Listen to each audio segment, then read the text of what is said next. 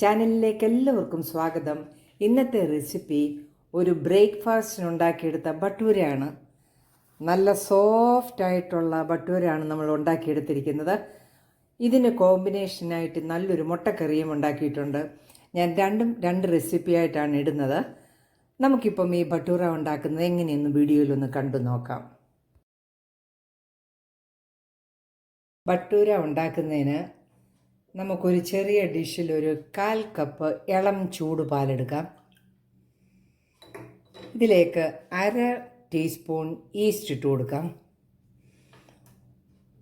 ഒരു 1/2 table spoon പഞ്ചസാരയും ഇട്ട് കൊടുത്ത് നല്ലതുപോലെ ഇത് മിക്സ് ചെയ്യാം.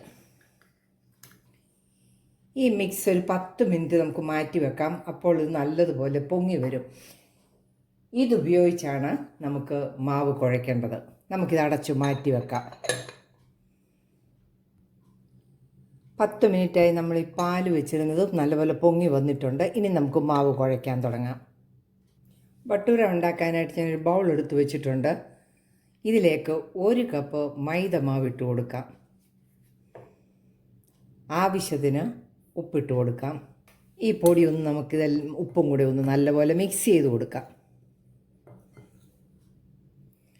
ഈ മൈദയിലേക്ക് 1 ടേബിൾ സ്പൂൺ പുളിയില്ലാത്ത തൈര് ഒഴിച്ച് കൊടുക്കുക. കൂടെ തന്നെ 1 ടേബിൾ സ്പൂൺ വെജിറ്റബിൾ ഓയിലും കൂടെ ഒഴിച്ച് കൊടുക്കുക. ഇതിലേക്ക് പാലിൽ നമ്മൾ കുതിർത്ത് വെച്ചിരുന്ന പൊങ്ങാൻ വെച്ചിരുന്നത് ഒന്നും കൂടെ ഇളക്കിയിട്ട് ഈ മിക്സ് മാവിലേക്ക് ഒഴിച്ച് കൊടുക്കുക. നമുക്കിത് നല്ലതായിട്ട് മിക്സ് ചെയ്ത് കൊടുക്കാം.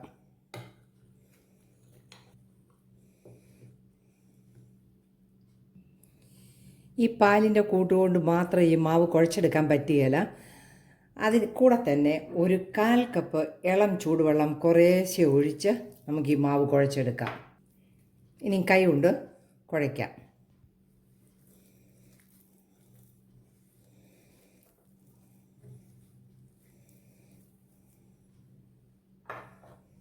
കുറേശ്ശെ ഒഴിച്ച് വേണം. നല്ലതായിട്ടിത് കുഴച്ചെടുക്കുക. നല്ല സോഫ്റ്റ് ആകുന്നിടം വരെ നമ്മൾ ഈ മാവ് കുഴച്ചു.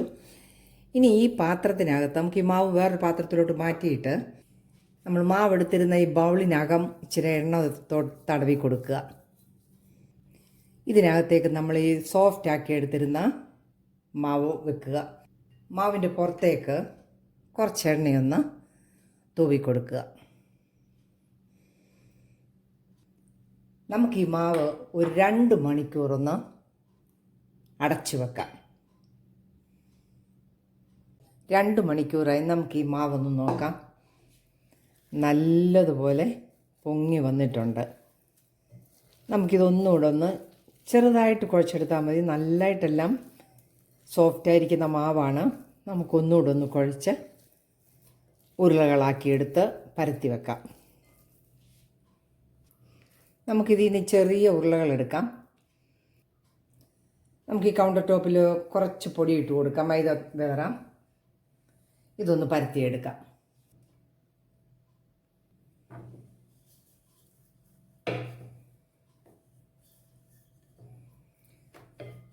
ഒത്തിരി അങ്ങ് പരത്തരുത്.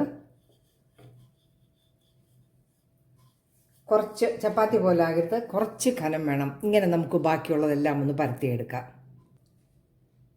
നല്ലതായിട്ട് നമ്മളത് പരത്തിയെടുത്തു. വളരെ സോഫ്റ്റാണ്. നല്ല ആവശ്യത്തിന് കട്ടിയുമൊക്കെ ഉണ്ട്. ഇത് നമുക്ക് എണ്ണയിലിട്ടൊന്ന് വറുത്തെടുക്കാം. ഇതിന് അധികം പൊടിയോ ഒന്നും എടുത്തില്ല. ഒത്തിരി പൊടിയായാലും എണ്ണ വറുത്ത് കഴിയുമ്പോഴത്തേക്ക് കറുത്തു പോവും. നമുക്കിതിന് എണ്ണയിലൊന്ന് വറുത്തെടുക്കാം. ഞാനൊരു വലിയ പാൻ അടുപ്പത്ത് വെച്ചിട്ടുണ്ട്. അതിൽ എണ്ണ ഒഴിച്ച് കൊടുത്തിട്ടുണ്ട്. അത് നല്ലപോലെ തിളച്ച് വരുന്നുണ്ട്.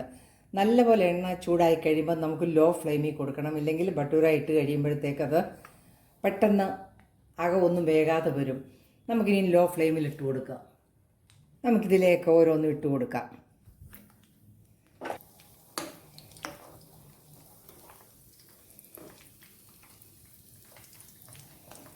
എണ്ണ കോരി ഒഴിച്ചുകൊണ്ടിരിക്കുക. അപ്പോൾ നല്ലതായിട്ട് അത് പൊങ്ങി വരും. നമുക്ക് തിരിച്ചിട്ട് കൊടുക്കാം.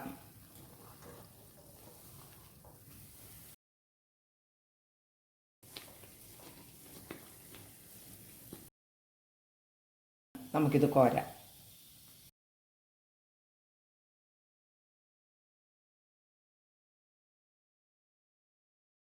ഇതുപോലെ ബാക്കിയെല്ലാം നമുക്കൊന്ന് വറുത്തെടുക്കാം. നമ്മൾ 1 കപ്പിന് 5 ഭട്ടൂരയാണ് ഉണ്ടാക്കിയെടുത്തത്. നല്ല സോഫ്റ്റ് ആയിട്ടുള്ള ഭട്ടൂര റെഡി ആയിരിക്കുകയാണ്. ഈ ഭട്ടൂര ഏത് കറിയുടെ കൂടെയും കഴിക്കാം. ഇതിനായിട്ട് ഞാൻ എഗ്ഗ് കറി ഉണ്ടാക്കിയിട്ടുമുണ്ട്. വീഡിയോ ഇഷ്ടമായാൽ ചാനൽ ലൈക്ക് ചെയ്ത് സപ്പോർട്ട് ചെയ്യണേ. നല്ല നല്ല വീഡിയോയുമായിട്ട് വരുന്നത് വരെ ബായ്.